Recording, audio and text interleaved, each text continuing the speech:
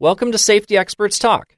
Visit our website at creativesafetysupply.com/podcast for more info, including links and transcripts.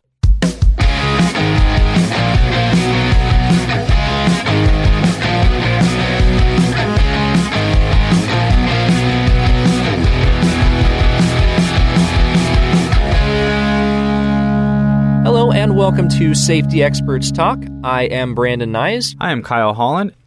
Today's podcast is all about workplace improvement, specifically a unique and forward-thinking tool your organization can use to improve workplace communication and engagement among their employees.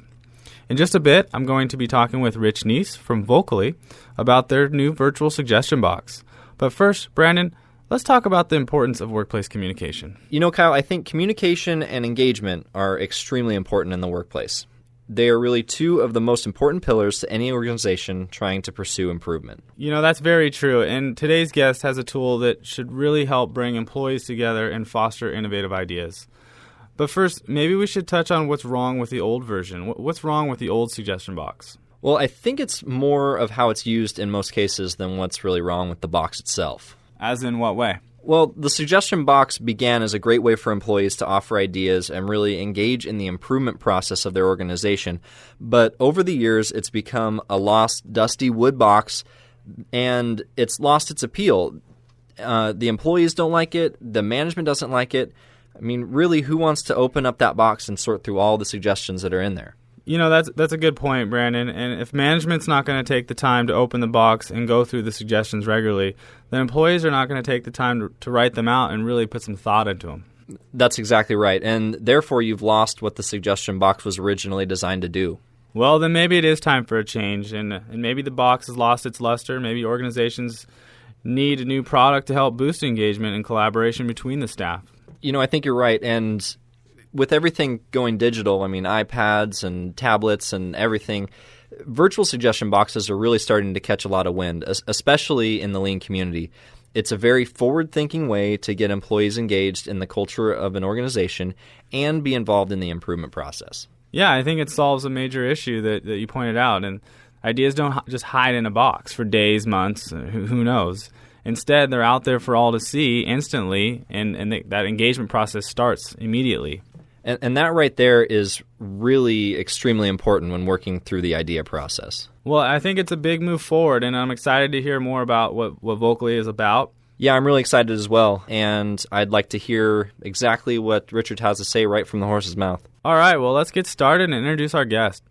Rich Kneece is of the Massachusetts Technology Corporation. Rich joins us today from the greater Boston area and is the chief innovator behind our topic of conversation today, Vocoli. Rich, thank you for joining us today, and welcome to the podcast. Thanks for having me, Kyle. Glad to be here. So before we dive into Vocoli, could you give us a little background on yourself and how you ended up with the Massachusetts Technology Corporation? Sure. We started MTC in 2001. Great timing right after the dot-com bust. It's been a fun ride ever since.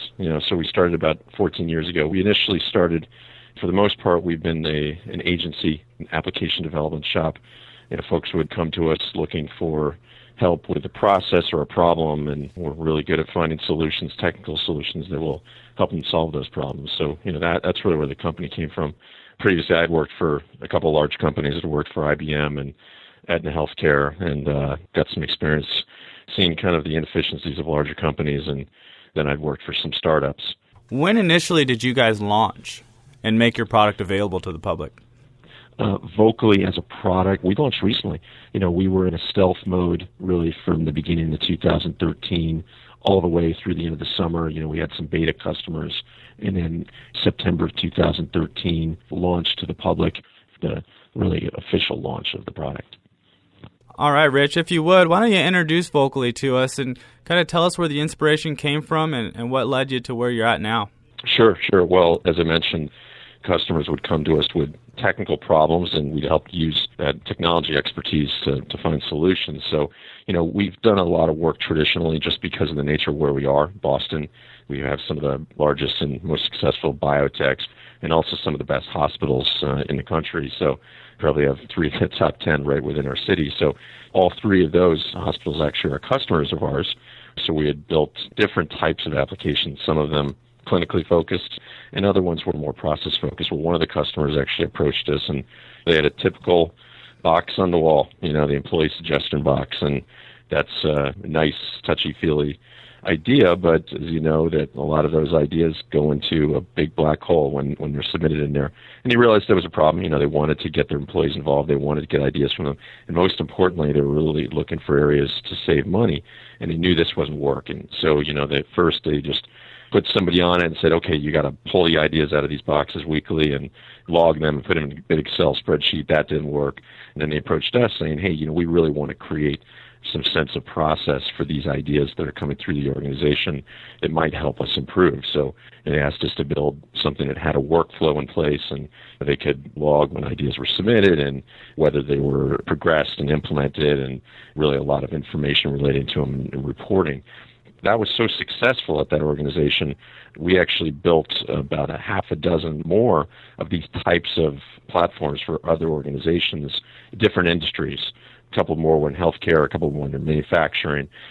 We really said, hey, at some point, let's make a product out of this. Let's take all we've learned from all these organizations, best practices, and build a product that we can share with other companies that's really already built. And that's really where Vocoli came from. And then we also wanted to improve upon it. We realized different organizations have different philosophies. We didn't want it to all be this approve or reject an idea. Some of the organizations wanted more collaborative types of things. So we made sure when we built the technology that we wanted it to be flexible to adapt to what the culture was in that organization, so that we're not making those decisions for them. Depending on really how their organization is, it can adapt to how it works within that company. Talk about that. How tough is that? Because when you're creating a product like this, you want to market it towards as many clients as possible so people can get the best value out of it. How hard is that, and any challenges along the way that really stood out that trying to make this a unique product but that anybody could use? Yeah. Well, I'd like to think it's pretty hard, because that means it's harder for somebody to just take everything we've built and build it. So it wasn't easy. And, again, I think there are some great products out there. There really are. And, so we're not saying our way of doing things is always the right way of doing things.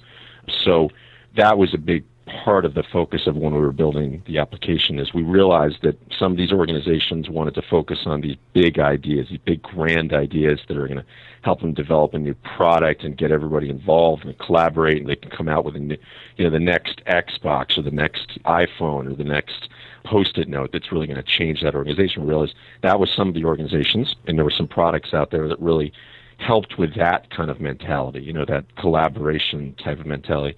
There was also some organizations that just wanted to build up with these small ideas that maybe were ideas that weren't within a person's domain. So, for example, you might have a person who works in a large 10,000 employee organization that has a great idea regarding the cafeteria. It's like, hey, you guys should offer more healthy food, and this is how it's going to save money.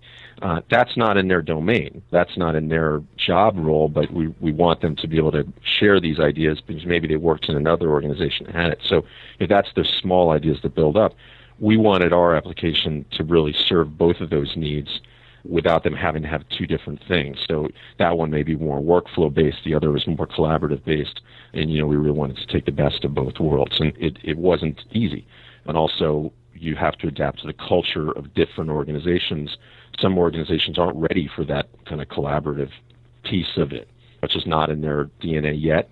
Maybe it will be someday. We're not going to judge them. So we want to build an application that can be flexible enough to work for all of them. Right. And I want to get into that, to the process of how it all works. But first I got to ask, the name Vocoli, where did it come from? What brought that about? Well, it was important for us to come up with a name that was simple, easy to remember, was catchy, but most importantly signified what we wanted to do. And really what we wanted to help companies do is help their teams be vocal, speak up with issues, improvements, to let their voices be heard. I mean, we're not trying to turn these companies into democracies, right? But those are where some of the best ideas come from. And we also wanted those people in the organization to feel engaged and to feel like their voice, or them being vocal, was important. So, we were focusing not just on building these ideas, but on building improvement in the communication. We also want a little bit of flair. And, to be honest, in this day and age, you put 100 names up on the whiteboard, and you're like, yeah, that's a great name. And, I mean, the reality is there aren't a lot of domain names left. So that was the one almost we fell into, that we were, we came up with a great name, and we're like, great, that's a great name. There's no domains left.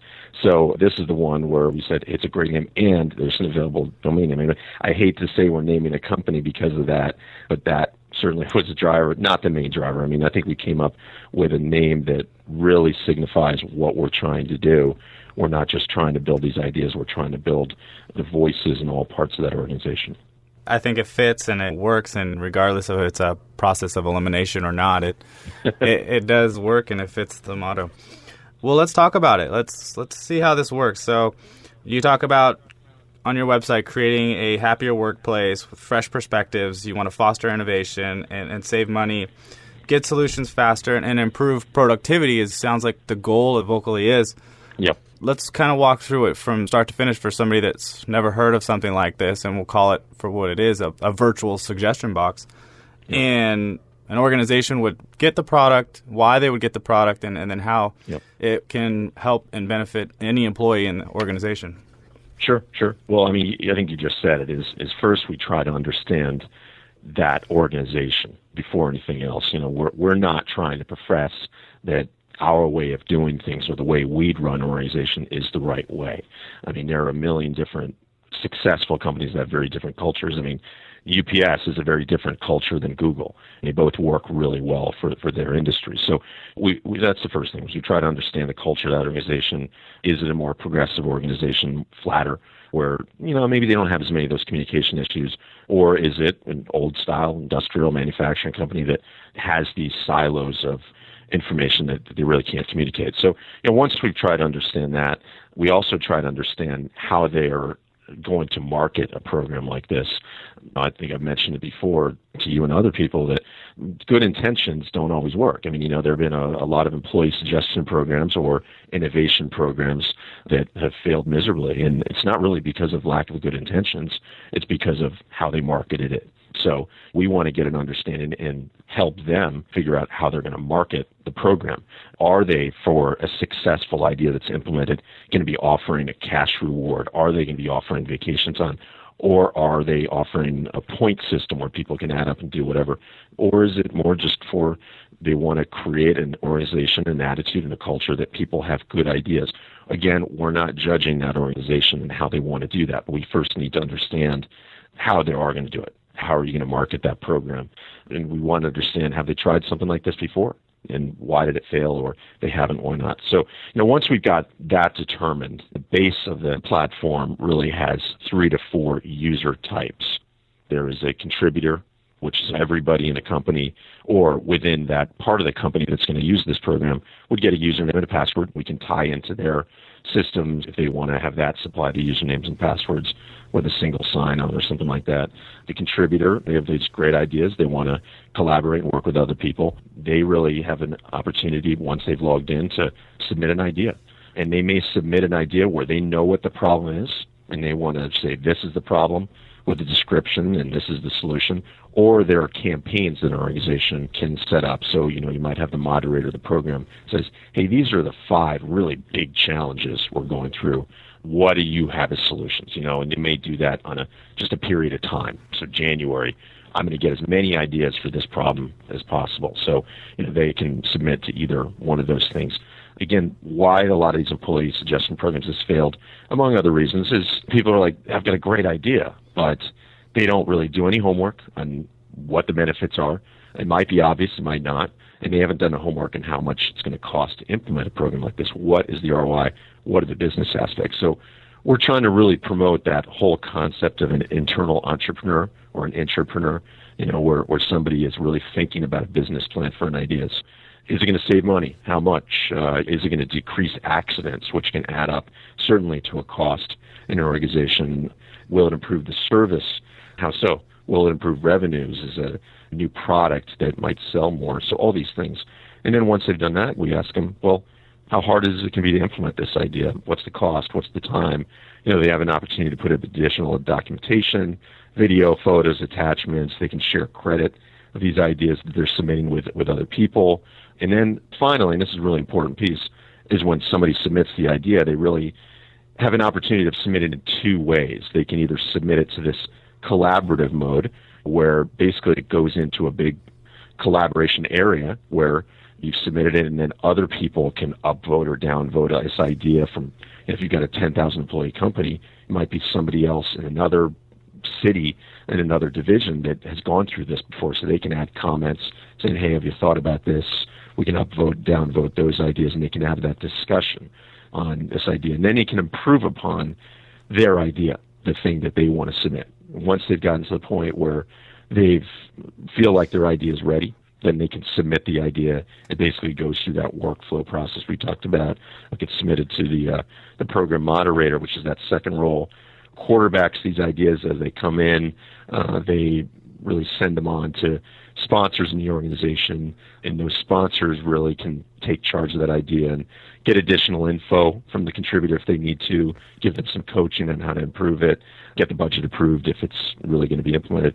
And then, just as importantly, we really need to get a sense on how this program as a whole is working. So that moderator, if an idea is implemented and it's put into place, not only did we have the guess of that contributor, or the educated guess of that contributor of how much money it's going to save, 6 months later, the moderator and the sponsor put in real data.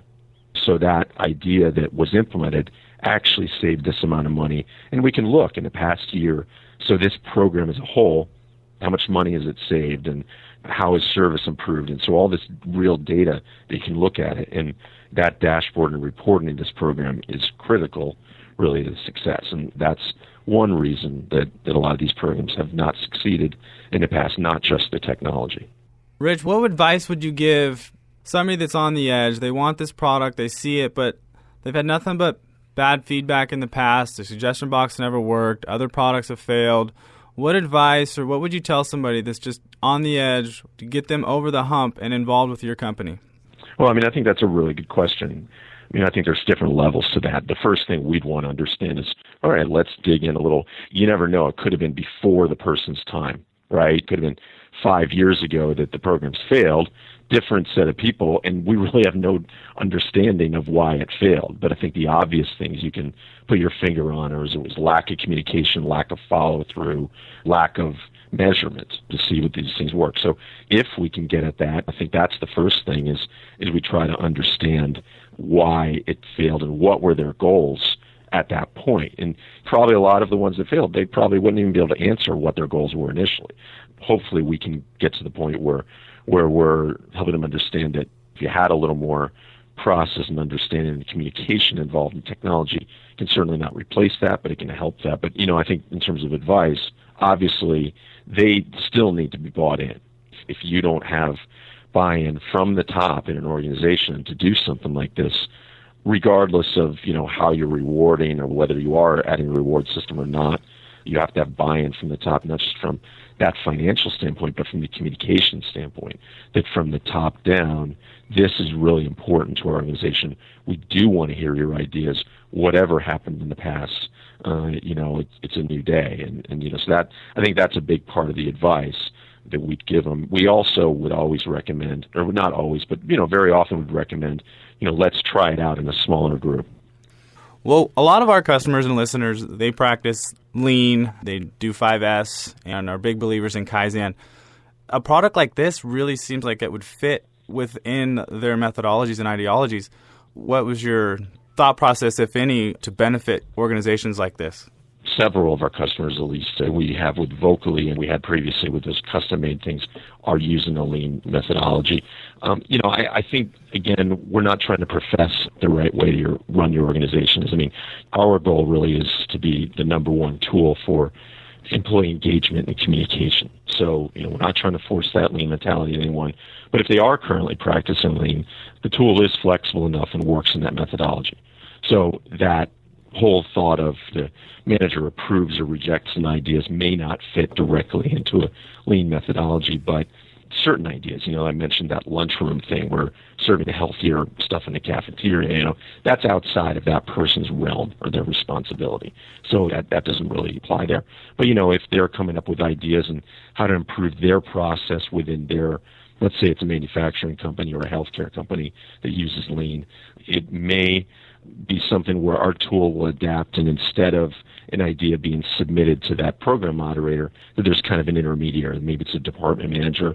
So you have these ideas that you can choose whether it applies just to you or the entire organization. And then maybe that department manager has the ability to get involved in that workflow. So our opinion is really not to force any methodology limits, to adapt to it. So you've been out since September 2013. Right. What are you getting from your core customers now that will help you maybe enhance or improve the product down the road? Well, I mean, I think that's a key part is we can't profess to build a tool that companies improve without us wanting to improve and take their ideas. So far, the feedback's really been outstanding. Right now, we've got a dozen or so customers that are helping us improve the product even more. They're also helping us adapt their product. So we're looking at different areas to use our product. We're finding out, hey, this works really well in this organization if we adapt it and are flexible in a little different way. So again, that's why that whole thought of us making our product very flexible and adaptable is so important. And realistically, I mean, I've been involved in a number of startups, and I've really never been more excited about the potential. So, Rich, with the feedback and everything else as you guys have kind of evolved here in the last few months, what kind of upgrades are you guys looking to do in the future? Yeah, sure. So we're building some additional tools that really do focus on internal communication and employee engagement and entrepreneurism. One of the modules can help an employer understand how engaged their workforce is through these little bursts of data or micro surveys. One of the things that we found interesting is a recent study by Gallup analyzed employee engagement around the world. It looked around different countries and how engaged their employees were, and they had different criteria for what an engaged employee is. But it found that about 30% of U.S. employees are actually engaged in their jobs. And, what's surprising is 30% is one of the highest in the world. But, I mean, that just amazes me that only 30% of the workforce is actually fully engaged in their job. So as a manager, it can give you heart palpitations when you don't know whether your employees are happy, whether they're unhappy, or they're not engaged on a kind of macro level. And you don't know how they're doing this year compared to last year unless it's just purely anecdotal, And this is even the managers that have the best intentions. So, we're creating these micro surveys that when a user logs in, it asks these quick, non-intrusive questions anonymously. Things like, hey, are you feeling like you're getting what you need from your manager? And that's it. I mean, it'll just be one question a week. The questions allow management to understand at a high level where their people stand, and it really allows them to compare this data more often than this annual HR survey that has 100 questions and really doesn't give useful data until 3 months later, until it's too late. So we feel like just one question once a week that's just high level, anonymous, really management can log in and see how they're doing in terms of trends for these types of things. So that's just one of the examples. We are trying to build innovation and a culture of that within companies if that's what they want to do. We also want their teams to be engaged, and we want management to have the data to make those decisions, data that's really useful but not intrusive. Yeah, that sounds great. So what it all comes down to is who really can benefit from the Vocoli product? Ideally, anyone can benefit from a tool that helps improve employee engagement, helps improve communication, helps great ideas within the organization flourish. But realistically, in a small company with 50 employees, if you have an idea or you have an issue or you have a suggestion or you want to improve something, you can walk right into your CEO's office. And if you can't, a program like this isn't going to work anyway. But once you get a little bigger, that becomes harder and harder, again, even with the best intentions. So that head of the company, that founder, becomes more removed from the issues, the roadblocks, as people on the front line are running into. So, we're generally targeting companies, or I'm not even going to say companies, organizations, because it may be a nonprofit, it may be a government agency with 100 or more employees. We're also adapting our product, and this is really exciting. We're finding as we go along, maybe it isn't just an employer-employee relationship. We're adapting our product to work maybe an association level. We're actually about to implement it with a union. Their union staff can come up with suggestions, and submit those ideas. They're not an employee of that union. So, we're really excited by that. But I think who can use it? Honestly, we think anybody can use it, but, once you become a large organization, it becomes probably more needed. Great. Well, it sounds like you guys are off to a great start. Why don't you tell the listeners where they can find out more information and check out your product? You can visit us at vocoli.com, so that's www.vocoli.com. You can also visit us on our Twitter @_Vocoli. Well, sounds good. Hey, Rich, thanks for joining us today on our podcast, and hopefully you can help out our listeners and give them some great information and offer your product to them, help them improve. Thanks, Kyle. Appreciate the time, and we'll chat with you soon. Well, Brandon, we heard a lot of good stuff from Rich. What did you take from it? What do you think? You know, what I really took from it was this type of application is really something that companies are going to want to implement as long as they really value what their employees have to say. If they don't value what their employees have to say, then they're just going to continue whatever solution they have now, which is probably nothing. But for companies that are progressive and forward-thinking, they're really going to want to employ this type of product because, you know, some of the best innovations come out of the people that are actually doing the labor on the floor. They're the people that are really kind of the unsung heroes of the company. And when you get them involved in the process and you get them excited about the process and the changes that they implement, that really elevates a company and it elevates the workforce. It really just does wonders for every organization that does this. Yeah, I think it's pretty clear cut when you have a company that promotes engagement and you have employees that are willing to engage. There's a big difference between those type of organizations and organizations that don't. And I think what this product can do is really promote that engagement and innovation and take companies to levels that they never thought they could be. You know, and one of the things that I really like about this product is the fact that it's basically accessible anywhere. You have the option of logging onto your phone, onto your computer at your desk, and really just being involved anywhere. I mean, I can't tell you how many times I've been at home and just thought, oh, well, you know, this is probably a cool product enhancement that we can add to our label tag printers, or this is a cool little thing that we can offer as a customer tip for a product to make it a better user experience.